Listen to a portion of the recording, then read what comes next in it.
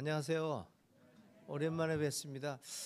이렇게 강단에서 예수와 함께 공동체와 말씀을 전하는 것은 한 7, 8개월 거의 1년 가까이가 되지 않았나 이렇게 됩니다. 아이고 죄송한 마음도 있고 좀 자주 와서 이렇게 해야 되는데 그러질 못했어요.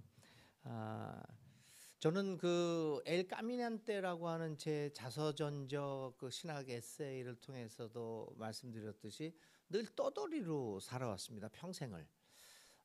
그래서 저에게는 고향이라고 하는 개념이 전혀 생기지를 않았습니다. 그래서 유일하게 그나마 고향이라고 했던 것이 뭐 아르헨티나 정도.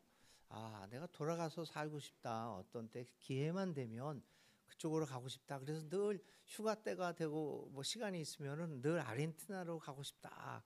그랬어요. 그러다가 멕시코에 살고 나서는 좀 바뀌었습니다. 멕시코가 돌아가고 싶다. 이런 생각을 늘 하게 되었습니다. 그러다가 멕시코를 떠나서 이제 순천에서 만 4년, 이제 햇수로 5년을 살다가 갔는데, 근데 이렇게 순천이 저의 마음에 많이 와 닿습니다. 그래서 순천이 내 고향 같고 언제든지 순천으로 오고 싶은 마음. 그래서 오자마자 이택민 목사님한테 뭐라고 물어봤냐면은 뭘 물어봤을 것 같아요, 제가? 네?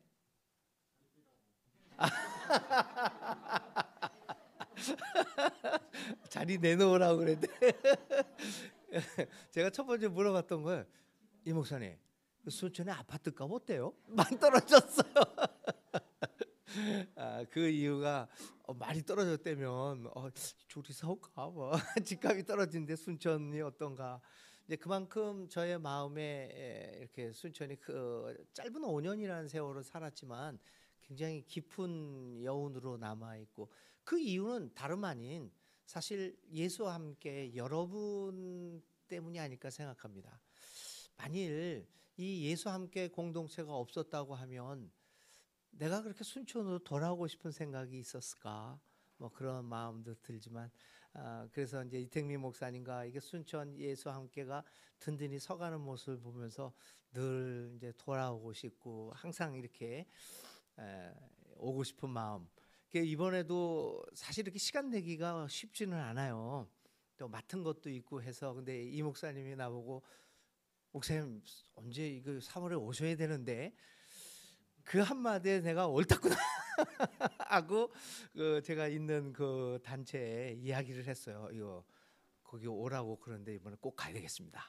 가끔 그렇게 꼭 오셔야 됩니다 하고 이렇게 부탁 좀 해주시면 그걸 핑계 삼아 올 수도 있게 되었어요. 그래서 하여튼 엘 까미난테로 늘 떠돌이로 살아갔는데 그래도 순천이라는 곳이 저의 마음을 이렇게 붙잡아 두고 늘 관심 갖게 만들어서 하나님께 감사하고 여러분에게 감사드립니다. 오늘도 여러분들과 함께 하나님의 말씀을 이제 나누려고 하는데 조금 길어질 수도 있을 것 같아요. 한껏 하는 말들이 너무 많아요. 미안합니다.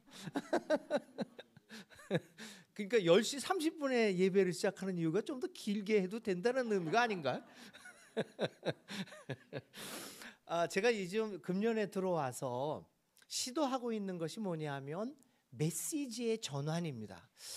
여러분, 왜 우리 기독교 신앙이 기독교의 신앙을 가지면 가질수록 이 세상 사람들에게 이상하게 보이게 되는 걸까요? 제가 매일 아침 서울역에서 내려서 서대문까지 아침 일찍 걸어서 출근을 합니다. 한 20분 정도 걸어가는데요. 서울역에 내리면 아침 8시밖에 안 됩니다. 그 이른 새벽에 마이크를 스피커로 대고 꽝꽝 아침부터 예수 천당 불신지옥. 야, 이게 미친 것 아니냐라는 생각을 갖습니다. 지하철을 탑니다. 어떤 나이 먹은 할아버지가, 초라하게 생긴 할아버지가 그냥 큰 소리로 성경을, 예수께서 나와서 가버나움 성으로 들어가셨다, 큰 소리로. 그 사람들 보고 뭐라고 생각하겠습니까? 이른 아침부터 미친 거 아니야?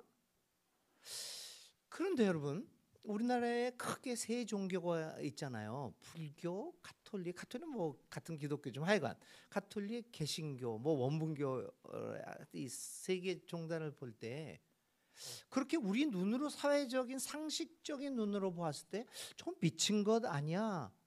라고 하는 사람들이 불교 신자에는 없습니다. 어디 가톨릭 신자들이 그런 좀 약간 미친 짓 같은 거 하는 거 보셨습니까? 개신교 신자들 많이 그렇습니다. 근데 왜 이런 모습을 보일까요? 차별금지법 같은 경우에도 절렬히 반대하는 게 개신교예요. 천주교, 불교도요. 그거 반대하는 사람 꽤 있습니다, 여러분. 근데 이런 식으로 하지를 않아요. 그런 거 한번 생각해 보면 우리 기독교 신앙이 무슨 문제가 있는 게 아니냐. 왜 우리를 이러한 행동을 하도록 만들까? 이 원인을 찾아보는 게 굉장히 중요합니다. 그래서 여러 원인을 보면서 저는 우리가 배우고 있는 메시지가 문제가 있는 게 아니냐. 우리는 배운 대로 살아갑니다. 그래서 이 배우는 것이 문제가 있지 않느냐. 이 배우는 것들을 바꿔보아야 하지 않을까라는 생각을 갖게 되었어요. 그 전부터 있었지만 그래서 금년도부터 제가 시도하고 있는 것이 메시지의 전환. 메시지를 한번 뒤집어 보자. 그래서 금년 초부터 제가 이제 세길 공동체에서 한 달에 한 번 정도 설교를 하는데 그 한 12번에서 15번 1년에 설교를 해요. 그거를 통해서 한번 메시지 전환을 시도해 보자 해서 금년 1월 달부터 이제 메시지 전환을 시도를 하고 있습니다.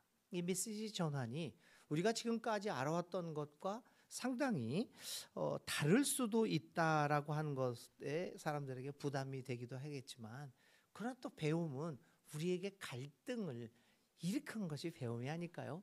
그 갈등을 넘어서서 새로운 것들이 창조되는 것이기 때문입니다.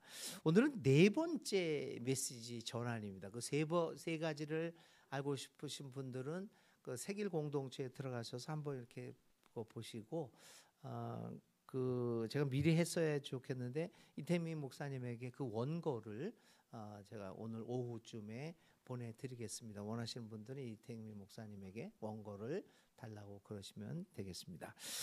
오늘은 이제 예수님의 생애 발견에 대해서 예수님은 어떤 삶을 살았을까라고 하는 것을 중심으로 한번 살펴보려고 합니다.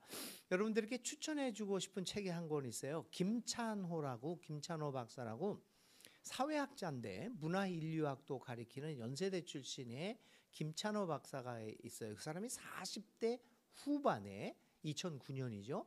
2009년 47살 정도 됐을 것 같아요. 그때 47이 그렇죠. 47살 때 지은 책 중에 하나가 생애의 발견. 오늘 제목이 거기서 나왔어요. 생애의 발견. 이 책은 독특한 한국인의 삶을 15개 단계로 구분을 하면서 태어나면서부터 노년에 이르기까지 우리 한국인의 삶이 어떻게 이루어지고 있는가라고 하는 것들을 써서 이거 어렸을 때 읽어도 아주 좋은 책 같아요. 중고등학교 시절에 이렇게 한국인의 사람들이 살아오는구나 성찰할 수 있는 좋은 기회가 될 것 같아요. 이 생애 발견에서 김찬호 씨는 이런 얘기를 합니다. 삶은 단순한 생존이 아니다. 물리적인 시간과 생리적인 연명을 넘어 의미를 빚어내는 것이 삶이다. 그러니까 살아가고 생명을 연명하는 것이 삶이 아니라 의미를 빚어내는 것, 그것이 삶이다.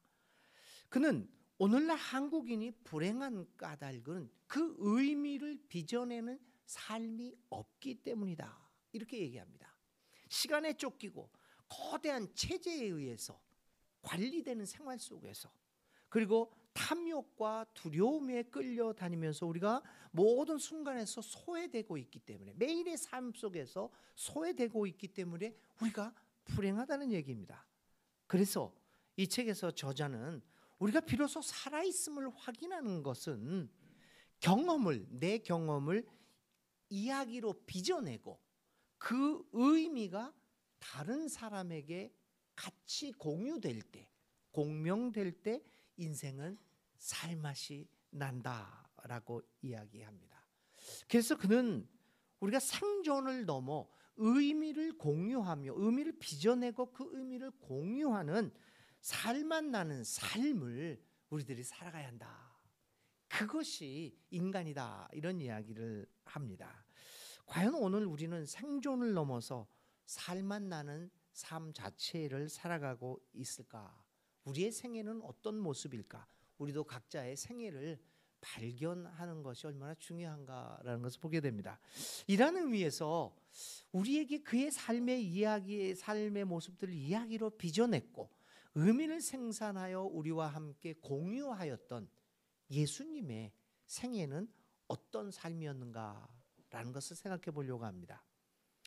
오늘 읽은 말씀을 보면 예수의 삶은 태어났고 자라고 성장하고 그리고 일하고 살다가 어느 날 때가 되어서 숨을 거두는 우리와 같은 보통 사람의 생애와 다를 바 없습니다.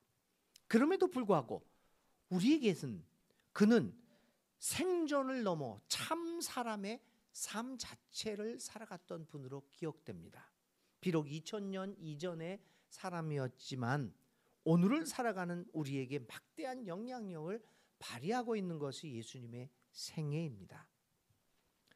오늘 우리는 이러한 우리에게 막대한 영향력을 발휘하고 있는 예수님의 생애를 어떤 식으로 기억하고 있는 것일까요? 먼저 저는 여러분들하고 우리 기독교가 기억하고 있는 예수의 생애에 대해서 살펴보려고 합니다.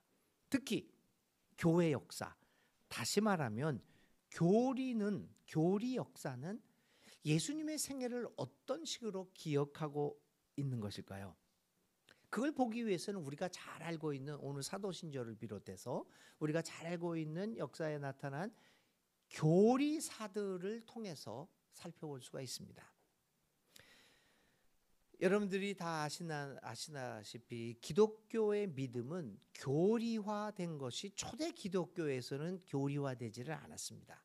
예수를 믿고 예수를 따르는 살아가는 것을 믿음으로 보았죠. 이게 이거다. 1 더하기 1은 2다. 이런 식으로 공식화되질 않았습니다. 340년 이후에 첫 번째 니케아 공의회를 통해서 이제 믿음이라는 것이 정형화가 됩니다. 이런 틀 속에 갇히게 됩니다. 그래서 이제 교리라는 것들이 나오고 신조들이 나오는데 기원 후 4세기의 니케아 신조를 비롯해서 사도신경 그 외에 나오는 여러 가지 어거스틴의 고백 무슨 또 아우스부르크 신앙 고백 하이델베르크 신앙 고백 그리고 21세기 장로교 신앙 고백까지 2000년 동안의 교리 역사는 예수의 삶을 이렇게 요약합니다. 태어났다. 성령 잉태와 동정녀 마리아 탄생을 강조하는 태어남. 고난받음, 죽으심, 부활하심, 승천하심, 재림하심. 이 구조를 이루고 있습니다. 이 구조를 중심으로 해서 예수의 생애는 인류를 죄로부터 구원하여 천국으로 이끄는 생애다. 아주 간단하게 기록하고 있습니다. 예수의 생애를 인류를 죄로부터 구원하여 인류를 천국으로 이끄는 구원자라고 하는 틀 속에서 태어남, 고난, 죽음, 부활, 승천, 재림이라는 비슷한 구조로 거의 모든 기독교 역사가 예수의 생애를 설명합니다. 우리가 다 배워왔던 예수의 생애 발견은 이 구조에 포함되어 있습니다. 현대 기독교인에게 가장 알려지고 영향을 끼친 전도 문서가 하나 있습니다. 사형리. 다 아실 거예요. 이 기독교의 가르침을 4가지로 요약한 게 사형리입니다. 첫 번째, 하나님은 사랑이시고 우리를 향한 사랑의 계획이 있다. 두 번째, 그런데 인간은 죄인이고 죄 때문에 죽을 수밖에 없다. 지옥 갈 수밖에 없다는 거죠. 세 번째, 그래서 하나님이 예수를 보내시고 죄의 용서를 위해 죽으셨다. 네 번째, 예수를 영접하면 우리는 구원받는다. 천국 간다.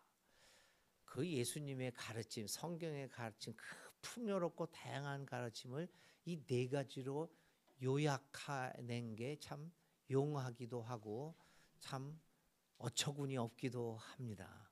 어떻게 그 풍요로운 가르침을 요약해서 얘기하고 무슨 수학 공식처럼 말할 수 있겠습니까? 근데 여러분들이나 저나 생각 없이 그거를 그 다양하고 풍요로운 가르침을 네 가지로 요약해서 여러분들 어느 신자를 기독교 신자를 잡고 물어보세요. 믿음이 뭡니까? 이 네 가지를 얘기합니다. 여기서 네 가지로 요약하죠.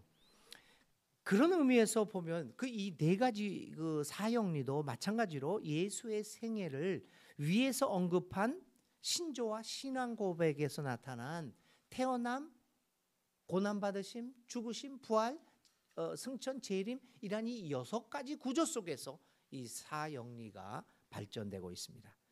그런 의미에서 보면 저나 여러분들이 갖고 있는 오늘 우리의 신앙은 예수의 생애를 태어남, 고난, 죽음, 부활, 승천, 재림에서 우리의 구원을 위한 생애로 발견하고 파악하는 사형리 구조와 별다를 것이 없습니다.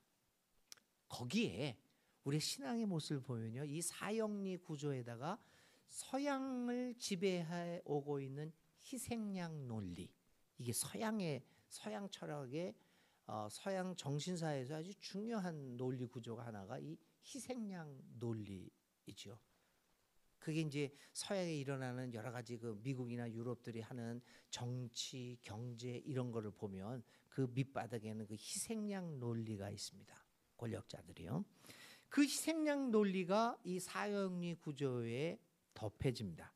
그리고 우리나라에 와서는 아시아의 공적 사상 있잖아요. 공을 쌓으면 하늘이 천지신명이 감동한다.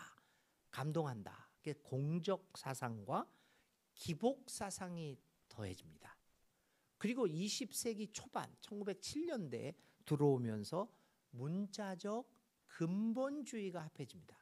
그러니까 한국 신앙의 특징은 대다수 그렇습니다. 이 사형리 구조의 희생양 논리, 공적 사상, 그리고 기복 사상 플러스 문자적 근본주의가 합해진 매우 기형적인 형태를 갖추게 되었다는 겁니다. 그래서 여러분 지하철이나 길거리에서 볼 수 있는 그 기독교인들이 이상한 행동들, 이 기형적인 행태가 바로 이러한 기형적인 신앙의 모습에서 비롯되고 있다는 것을 우리는 파악해야 할 필요가 있습니다. 그런데 안타까운 것은 거의 대다수의 한국 교인들이 이런 기형적인 구조를 전혀 자각하지 못하고 그 신앙의 형태를 그대로 가지고 있다는 겁니다. 이처럼 오늘 한국 교회의 기형적인 신앙의 근원은 무엇보다도 예수님의 생애에 대한 편협하고 일방적인 해석과 설명에 있음을 알 수가 있습니다. 이 같은 해석은 예수의 생애를 참 사람으로서가 아니라 오직 신적인 존재, 아니 예수가 신 자체라고 하는 측면을 강조하기 위한 목적으로부터 출발합니다. 그가 행한 모든 이적 행위는 예수의 신적 존재의 증명입니다. 병자와 다양한 장애인 치유 사건, 무리를 건거나 풍랑을 잠잠케 한 사건, 이 모든 이적 사건은 예수가 신이라는 것을 증명하기 위한 것이라고 생각합니다. 이렇게 예수에 대한 신성화가 이루어지고 그리고 마침내 예수는 신의 경지에 이르게 되고 부활과 승천을 통하여 인간을 벗어나서 완벽하게 신의 세계로 접어듭니다. 이렇게 우리에게 예수는 인간이 아니라 신이 되었기 때문에 예수는 우리에게는 따라야 할 존재가 아니라 오직 숭배와 경배의 신앙의 존재로만 존재합니다. 따라서 신인데 우리가 숭배해야 할 대상이기 때문에 이 땅 위에서 살아갔던 예수의 생애에 대해서 알아야 할 필요를 느끼지 못합니다. 이런 과정을 거쳐서 신조들은 예수의 생애를 위해서 언급한 태어남, 고난, 죽음, 부활, 승천, 재림이라고 하는 6개 사항으로 규정하고 예수의 이 땅 위에서의 생애를 생애와 행적들을 다 생략해 버리고 말았습니다.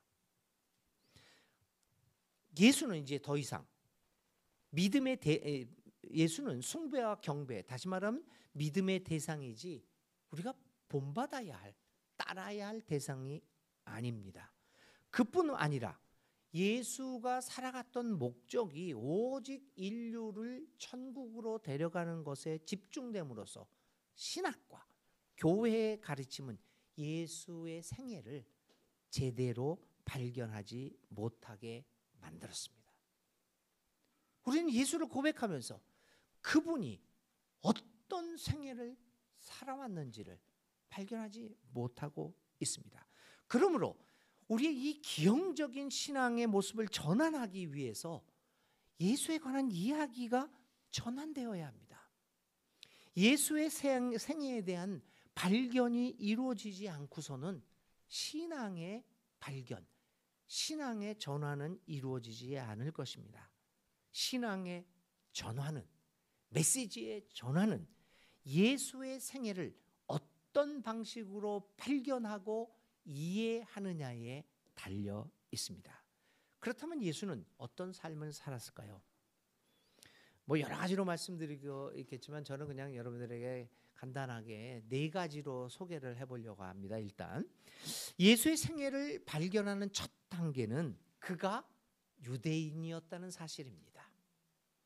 예수는 유대 가문에서 태어났고 유대 문화와 전통과 유대교라고 하는 종교 전통 속에서 살았습니다. 그는 어렸을 때부터 유대 율법과 유대교의 전통 및 제사 문화에 대하여 익숙해 있던 사람이었습니다. 유대인으로 태어난 예수는 유대의 역사와 사회적 환경, 경제 그리고 종교적 상황에서 그의 삶을 살았습니다. 그의 가르침, 그의 생애, 그의 이적, 치유 행위, 축기 행위, 그리고 십자가에서의 죽음, 그리고 예수 죽음을 둘러싼 여러 가지 이야기들, 즉 부활, 승천, 재림에 대한 이야기를 오늘 우리의 문화 속에서 이해할 것이 아니라 유대 문화와 종교, 유대교의 전통을 제외하고 제대로 이해할 수 없다는 의미입니다. 예수가 부활했다. 오늘 우리의 시각으로 우리는 부활을 이해하려고 하죠. 그러나 예수의 부활을 당시의 유대교 사람들이 부활을 어떻게 이해하고 어떻게 생각하고 있었느냐를 제외한 채 오늘 우리들의 관점에서 예수는 부활하셨다. 이렇게 해서는 예수의 생애를 제대로 발견할 수 없다라는 겁니다. 그래서 예수가 유대인으로 살았던 사실을 기억하는 것은 예수 생애의 발견에 있어서 매우 중요하고 그것을 오늘 우리의 신앙에 적용하는 데 결정적인 요소로 작용합니다.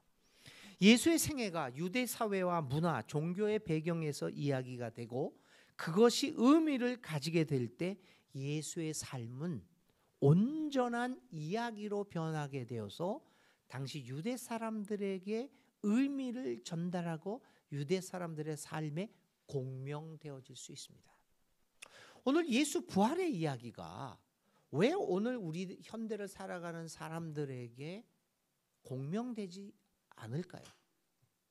그 이유 하나는 예수의 부활이 당시의 유대의 문화와 전통 속에서 해석되고 이해되어서 유대 사람들에게 공명되어서 유대 사람들이 변했던 것처럼 오늘 우리의 삶에서 오늘 우리의 문화 속에서 예수의 부활이 제대로 이해되지 못하기 때문입니다.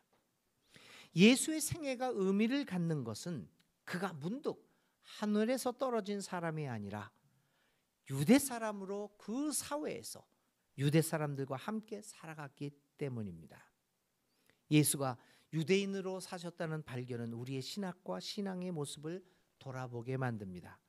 과연 한국교회 신학과 신앙은 우리로 한국인으로 살아가게 만들고 있는가의 문제와 연결됩니다. 한국의 역사와 사회, 정치, 경제 그리고 한국인의 전통과 한국인의 종교와 기독교가 도대체 어떤 연관성을 가지고 있느냐의 문제입니다. 예수가 유대인으로 산 것처럼 오늘 우리 한국 기독교인들도 한국인으로 철저하게 살아갈 수 있느냐를 돌아보아야 합니다. 오늘 한반도에서 예수를 따른다는 것은 한 민족의 문화와 역사 그리고 종교 속에서 따르는 것을 의미합니다. 오늘 우리의 신앙이 전환되기 위해서는 그런 의미에서 여러분 한국 역사와 한국 전통 문화에 대한 좀 더 깊은 이해와 연구가 필요해서 기독교와 한국 문화 전통과의 이 대화가 굉장히 절실히 요구됩니다. 교회가 한국 문화와 전통을 한국 종교를 떠나서 독자적으로 존재할 때 우리는 외래 종교를 벗어나지 못할 것이고 교회는 한국 역사와 문화의 미래와는 전혀 상관없는 폐쇄된 집단이 되어서 점차 소멸되어 갈 것입니다. 두 번째로 예수가 유대인으로 살았다고 하는 것은 그가 유대 역사 변혁의 시기에서 적극적으로 참여하며 로마 제국의 폭거에 저항했다는 것을 의미합니다. 그는 로마 제국과 그리고 제국과 결탁한 불의한 종교 권력을 향하여 저항하는 과정에서 결국 죽음을 맞이합니다. 그런 의미에서 지금 예수의 고난과 죽음을 기념하여 지키고 있는 이 순환절, 이거 사순절의 이름을 저항절로 바꿔야 한다는 이야기도 강하게 대두되고 있고 실제로 그렇게 사용하는 교회들도 있습니다. 유대인으로 살았던 예수를 오늘 한국에서 한국인으로서 예수를 따른다고 하는 것은 한국 역사의 굴곡에서 저항하며 사는 것을 의미합니다. 한국의 신앙인들이 한국 역사의 한복판에서 불의와 저항하며 살아가야 한다는 것은 한국 신앙인으로서 기독교인으로서 당연한 의무이며 책임입니다. 한국인 신앙인으로서 오늘의 역사에 적극 참여함을 의미합니다.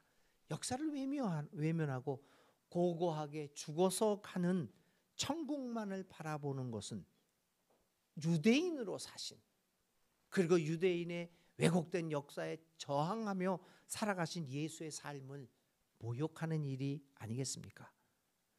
예수가 유대인으로 살아갔다라고 하는 그의 생애 발견은 우리로 한국 역사 속에 예수 따르미로 살아가게 만들 것입니다.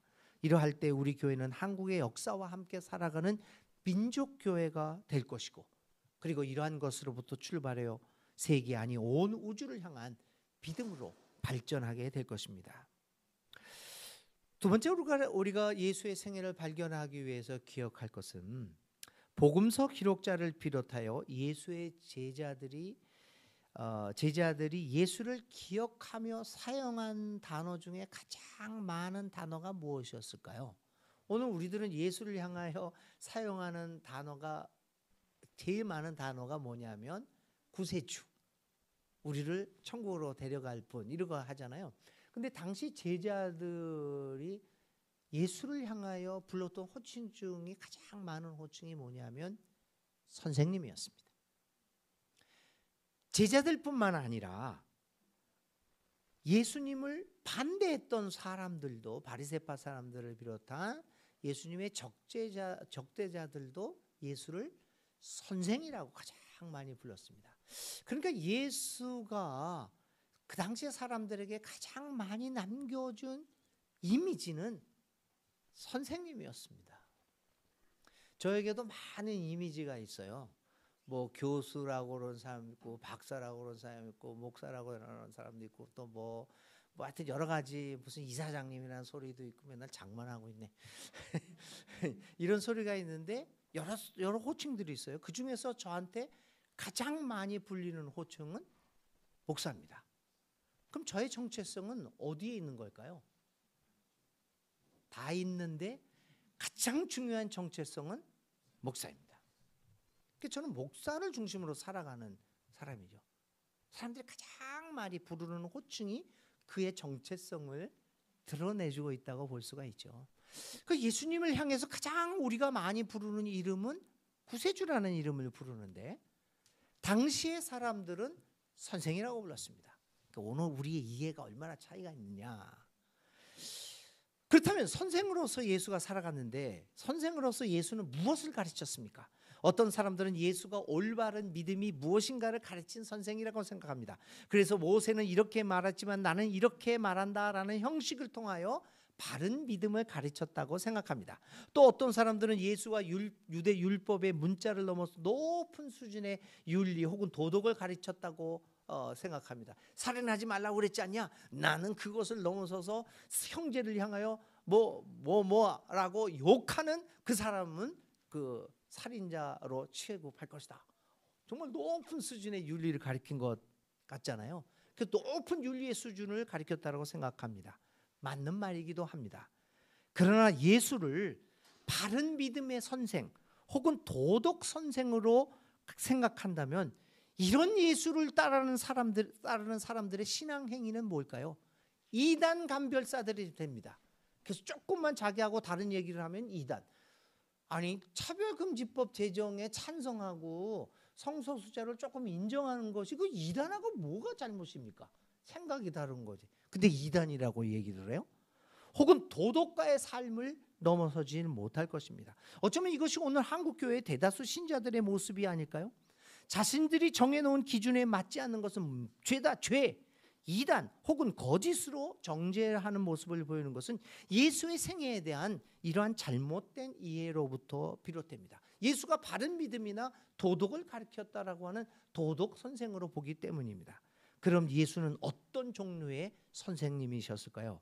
여러분 이제부터 읽어나갈 기독교 언어인가 그거 마커스 보그 책을 이 목사님하고 이제 강독했을 거잖아요. 이 마크 보거스가 예수에 대한 새로운 비전이라는 책을 2000년 초인가 이렇게 썼어요. 그 마커스 보그가 이런 얘기를 합니다. 예수는 바른 믿음이나 건전한 도덕을 가르친 선생은 아니었다. 오히려 길, 특히 변혁의 길을 가르친 선생이었다. 그는 길을 가르치는 선생이자 인습적인 지혜에 대한 비판자로서 자기의 문화와 매우 날카롭게 대립하면서 새로운 길과 방향을 가르쳤던 선생이었다. 예수님은 무엇보다도 삶의 길, 삶의 방향에 대해 가르친 분이셨습니다. 프로스트라고 하는 미국 시인도 얘기했지만 우리는 늘 두 길 사이에서 길을 선택하며 살아가는 존재입니다. 어리석은 길, 슬기로운 길, 죽음의 길, 생명의 길, 넓은 길, 좁은 길, 예속의 길, 해방의 길, 눈 감음의 길, 눈 뜸의 길, 대부분의 사람들이 살아가는 길, 거슬러 올라가는 길, 이 앞에 서 있습니다. 예수님도 두 길에 대하여 말씀하셨습니다. 넓은 길과 좁은 길, 멸망의 길과 생명의 길이 그것입니다. 마태복음 7장 13절 이하에 좁은 문으로 들어가세요. 망하는 대로 이끌어가는 문은 넓고 그 길은 널찍하기 때문입니다. 그래서 많은 사람들이 그리로 들어갑니다. 그러나 생명으로 이끌어가는 문은 얼마나 좁고 또 그 길이 비좁은지요. 그래서 그것을 찾는 사람은 몇몇 뿐입니다. 말씀하셨습니다. 인류의 선생들은 큰 업적을 남긴 사람보다는 두 길 앞에서 우리에게 좋은 길, 올바른 길을 선택하도록 길의 방향에 대하여 가르치신 분이십니다. 예수는 무엇보다도 좁은 길로 갈 것을 가르치셨습니다. 예수님이 가르치신 좁은 길은 무엇보다도 당시에 인습적인 지혜, 누구나 하고 있는 그 지혜를 거슬러 올라가는 것이었습니다. 누구나 걷고 따르는 시류를 거슬러 올라가는 길이었습니다. 따라서 그가 가르쳤던 길은 다름 아닌 변혁의 길이었습니다. 여러분, 오늘 우리는 인습적 지혜에 저항하며 그것을 거슬러 올라가 진정한 변혁의 길을 걸어갔던 예수의 생애를 발견할 수 있을까요? 만일 그렇다면 예수를 따르는 사람들은 예수가 스스로 걸었고 가르쳤던 그 변혁의 길, 좁은 길, 저항의 길을 걸을 준비와 각오가 되어 있어야 하지 않을까요? 길을 가르친 예수를 따르는 사람들은 오늘 우리를 지배하고 있는 이 물질 우상의 문화를 거슬러 올라갈 수 있겠습니까? 우리를 지배하고 있는 이 소비 문화를 거슬러 올라갈 수 있을까요?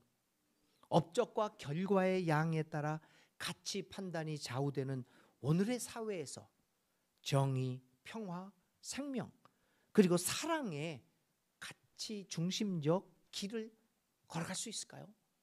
우리 한국교회가 그 변혁의 길을 과연 걸어갈 수 있을까요? 우리의 삶에서 가장 중요한 것은 얼마나 많은 업적을 얼마나 빨리 남겼느냐보다 내가 어떤 방향의 삶을 살았느냐가 중요합니다. 오늘 우리 한국 사회가 요구하는 지도자는 많은 업적을 이루거나 경제 대국으로 우리를 이끌어주는 그런 지도자가 아니라 이 사회가 나갈 방향을 보여주는 선생과 같은 지도자일 것입니다. 그것을 우리는 선생으로 사신 예수 생애를 발견하면서 깨닫게 됩니다. 오늘 한국 사회에서 믿는 이들이, 예수 따름이들이, 그리고 한국 교회가 한국 사회를 향하여 방향을 보여주는 이 등불과 같은 역할을 감당해야 합니다. 오늘 순천에 있는 예수 함께 교회가 그리 큰 공동체는 아니지만, 그래서 많은 업적을 남길 수는 없을지라도 우리 적은 무리들이 예수의 생애를 발견하고 그분이 걸으셨던 그 길을 걸어갈 수 있는 공동체가 될 수 있다면 우리의 삶은 의미를 빚어내는 공명되는 삶이 될 것이라고 확신합니다. 예수는 가난한 사람의 집에서 태어났습니다. 그는 당시 팔레스타인 지역의 대다수 유대인들이 그랬듯이 빈민층에 속해 있었습니다. 그는 어렸을 때 아버지를 여의고 가족을 먹여 살리기 위해서 여러 가지 일을 해야만 했습니다. 그는 건축 노동자로, 어떤 때는 인력 시장에 나가서 일용 노동자로 팔려가기를 하루 종일 기다리는 경험도 했습니다. 농번기에는 농장에서 그 농토에서 일용직으로 일했고 고깃배에서도 일하기도 했습니다. 그런 가운데 임금을 제대로 받지 못하는 노동 착취의 현장도 경험했습니다. 이것이 다 가난했기 때문입니다. 예수의 가르침에 나타나는 다양한 노동의 비유는 이러한 자신의 삶의 경험이 그대로 반영되고 있습니다. 예수의 생애를 발견하고자 할 때 우리에게 다가오는 세 번째 이미지는 예수가 가난한 노동자였다는 것입니다. 가난함과 노동을 예수의 생애에서 분리될 수 없습니다. 예수를 따르고 그의 생애를 발견하기 위해서는 가난한 노동자, 농민 예수로부터 출발해야 합니다. 그래서 예수가 공개적으로 사역을 시작할 때 그의 사역의 방향은 무엇보다도 가난한 사람, 가난한 노동자와 가난한 농민의 입장에서 출발하는 것이었습니다. 어디서부터 출발하는가라는 시각의 문제는 모든 일의 향방을 결정합니다. 위로부터 바라보는 것과 아래로부터 바라보는 것은 커다란 차이를 낳습니다. 어디서부터 출발하느냐에 따라서 모든 삶의 행위와 결과는 갈라집니다. 예수는 그의 시각의 출발점을 분명하게 했습니다. 그는 가난한 노동자, 가난한 농민 편이었습니다. 가난한 밑바닥, 기층민들의 시각에서부터 그의 사역이 출발하고 그렇게 행동했습니다. 그래서 가난한 노동자로 예수의 생애를 발견하는 것은 우리 믿는 이들과 예수 따르미로 하여금 어떻게 행동해야 하는가를 결정짓게 합니다. 이제 우리의 신앙적 행위는 자명해집니다. 우리는 오늘 사회의 가장 낮은 자로부터 출발해야 합니다. 가장 소외받고 억압받는 계층으로부터 출발해야 우리의 메시지와 우리의 신앙이 전환됩니다. 장애인의 편에서 그 장애인들이 요즘 그 계속해서 지하철 시위를 해요. 뭐 좀 덜 했다가 또 하기도 하는데요. 박경석 씨가 이번에 체포되기도 했지만요. 순천에 사시는 분들은 그 경험을 잘 못하실 거예요. 지하철에서 어떤 때는 1시간 늦기도 하고 그럽니다. 근데 어떤 사람이 이런 이야기를 해요. 장애인이 휠체어를 타고 지하철을 탔어요. 한참 바쁠 때입니다. 8시 막 이럴 때 사람이 꽉꽉 차죠. 휠체어를 탔어요.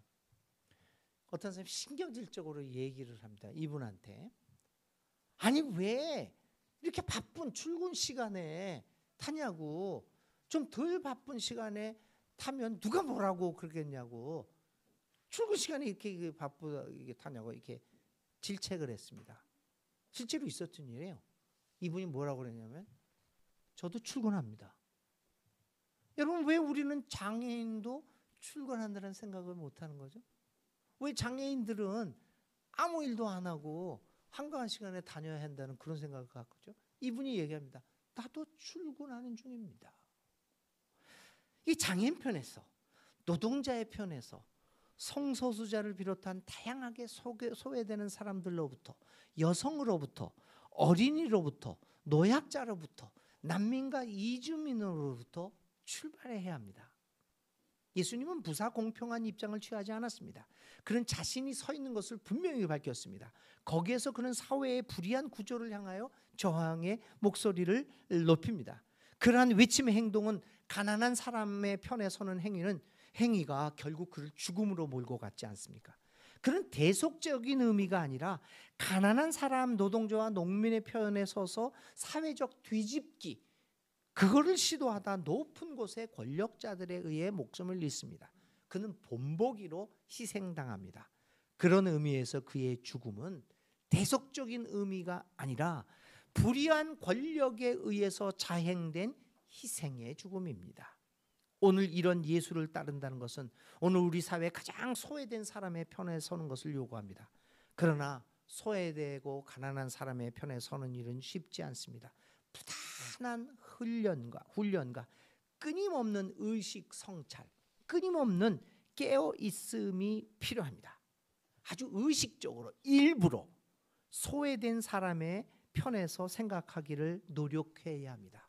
예배 순서를 기획할 때도, 어떤 행사를 구성할 때도, 어떤 조직을 구성할 때도 의식적으로 일부러 어려운 사람들 편의 입장에 서서 이거를 기획합니다.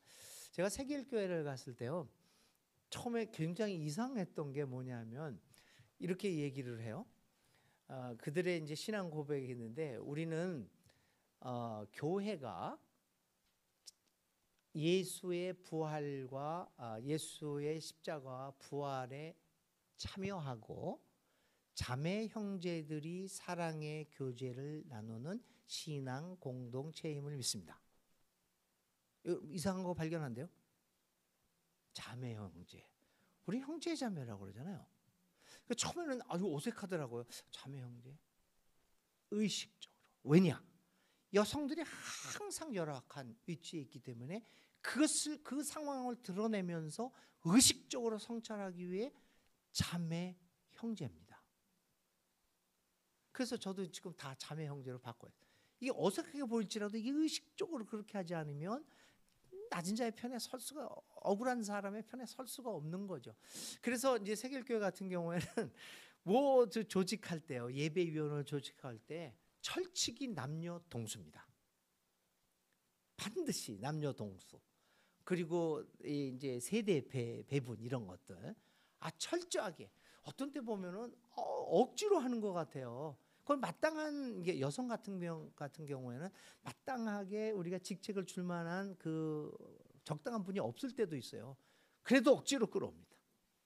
그래서 어떻게 보면 억지하는 것 같다라는 느낌을 받지만 그런 의식적인 훈련이 없으면 어느 세월에 이게 바뀌겠습니까?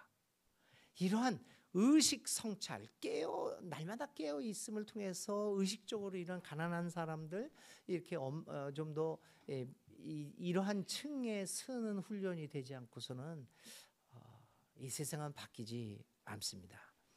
이렇게 예수처럼 예수의 생애가 가난한 노동자, 농민의 생애였음을 발견하게 될 때 우리는 진정한 예수 따르미로 살아갈 수 있고, 이처럼 예수 생애의 발견은 우리로 신앙의 내용은 물론 우리의 삶의 방향을 전환하도록 만들어줄 것입니다.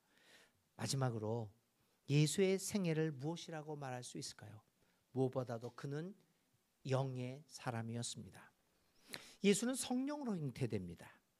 그가 태어날 때 천사들이 성령으로 함께합니다. 예수의 부모는 하나님의 영에 이끌려 예수와 함께 이집트로 갔다가 다시 하나님의 영에 이끌려 다시 갈릴리로 돌아옵니다. 그가 세례 받을 때 하늘문이 열리고 하나님의 영이 비둘기처럼 그의 위에 내립니다. 그는 성령에 이끌려 광야로 나가가 사탄의 시험을 받지만 하나님의 영의 충만함으로 그 모든 유혹을 물리칩니다. 그는 평생 동안 살아가면서 하나님의 영에 이끌려 살았습니다. 그는 하나님의 영의 충만함을 받아서 하나님의 메시지를 선포하였고 강도의 소굴로 변한 성전을 정화시킵니다. 그는 하나님의 영에 이끌려 이적을 베풀고 정의를 외칩니다. 그리고 마침내 십자가에서 숨을 거두면서 그의 영을 하나님께 맡깁니다. 성서의 기록을 보면 예수는 참으로 영의 생애였습니다. 예수님의 생애는 이처럼 하나님의 영 가운데서 발견됩니다. 하나님의 영의 사람으로 살아갔기에 예수는 나를 본 사람은 하나님을 보았다. 하나님이 일하시니 나도 일한다. 내 안에 하나님이 있고 하나님 안에 내가 있다. 나는 하나님의 자녀다 라고 말했습니다. 하나님의 영으로 예수는 하나님과 하나 되었고 하나님의 일을 할 수 있었습니다. 그것은 그가 하나님의 영으로 충만한 사람이었기에 가능했습니다. 이런 하나님의 영으로 가득한 예수의 생애는 예수를 꿈꾸는 사람으로 만들어갔습니다. 그는 하나님의 영에 사로잡혀서 평생 하나님 나라를 향한 꿈을 꾸면서 살아가는 드리머였습니다. 예수는 진정 꿈꾸는 사람의 생애를 살았습니다. 그가 꾸는 꿈은 오직 하나님 나라의 실현과 관련이 있었습니다. 그는 평화, 생명, 사랑, 정의 의 하나님 나라를 꿈꾸면서 살았습니다. 이거를 제가 하나 말을 만들었는데요. 평생 사정을 위해 살았다. 평화와 생명과 사랑과 정의. 예수의 생애를 꿈의 사람으로의 생애를 평생 사정의 삶입니다. 그 하나님의 나라를 꿈꾸면서 살았습니다. 그는 하나님의 영으로 충만한 삶을 살았기에 하나님의 사람으로 하나님 나라를 꿈꾸며 살았습니다. 예수의 모든 시도는 하나님 나라 실현을 향합니다. 그리고 그 일은 하나님의 영이 함께함으로써 이루어집니다. 그래서 우리는 그의 삶을 평생 하나님과 영과 하나님의 영과 동행하면서 하나님 나라를 향한 여정으로 발견할 수 있을 것입니다. 그는 하나님 나라 꿈을 꾸는 영의 사람이었습니다. 여러분, 만일 오늘 우리가 예수를 따르는 사람들이라면 예수와 함께 예수와 같은 꿈을 꾸어야 합니다. 오늘 제가 이 찬송 불렀던 시작 찬송 부르면서 너무 놀랐습니다. 그래서 찬송을 부르면서 그냥 하염시 눈물이 나고 너무 감동해서 계속 울면서 찬송을 불렀습니다. 하나님의 꿈이 나의 비전이 되고, 여러분 정말 하나님 나라의 꿈이 나의 비전이 될 수 있을까? 이 찬송을 부르면서 정말 마음이 벅차오르는 그걸 너무나 느꼈습니다. 예수님이 하나님의 나라의 꿈을 꿨는데 우리 예수를 따른다는 사람은 우리의 꿈은 어디를 향하고 있는 것일까? 대다수의 사람들이 왜 예수를 믿고 따르는가? 예수를 따르는 너의 꿈은 무엇인가? 라는 질문 앞에서 그를 믿고 죽어 천국에 가기 위함이라는 답변을 하는 것이 거의 90%에 가까운 한국 교인들의 답변입니다. 예수 생애를 하나님의 영으로 가득 차서 하나님 나라의 꿈, 평생 사정에 하나님의 나라의 꿈을 꾸고 간 그 예수의 생애를 제대로 발견한 사람에게 믿고 죽어 천국에 가기 위함이라는 답변은 결코 적당한 답변이 아닐 것입니다. 만일 우리가 예수처럼 하나님의 영으로 충만해서 하나님 나라의 꿈을 꾸고 있다면 우리의 꿈의 내용은 달라져야 합니다. 하나님의 꿈이 나의 비전이 되어야 할 것이 아니겠습니까? 오늘 우리의 삶은 어떤 영에 이끌리고 있는 것일까요? 예수의 생애처럼 하나님의 영에 이끌림을 받을 때 우리는 비로소 하나님의 사람으로 살아가게 될 것입니다. 그리고 그것이 우리의 믿음의 내용과 행위를 바꿔 놓을 것입니다. 예수는 단순한 생존, 물리적인 시간과 생리적인 연명을 넘어 의미를 빚어내는 삶을 사셨습니다. 그는 결코 탐욕과 두려움에 끌려다니지 않았습니다. 예수는 자신의 삶의 경험을 이야기로 빚어내고 그 의미가 다른 사람에게 공명되고 공유되는 살맛 나는 인생을 사셨습니다.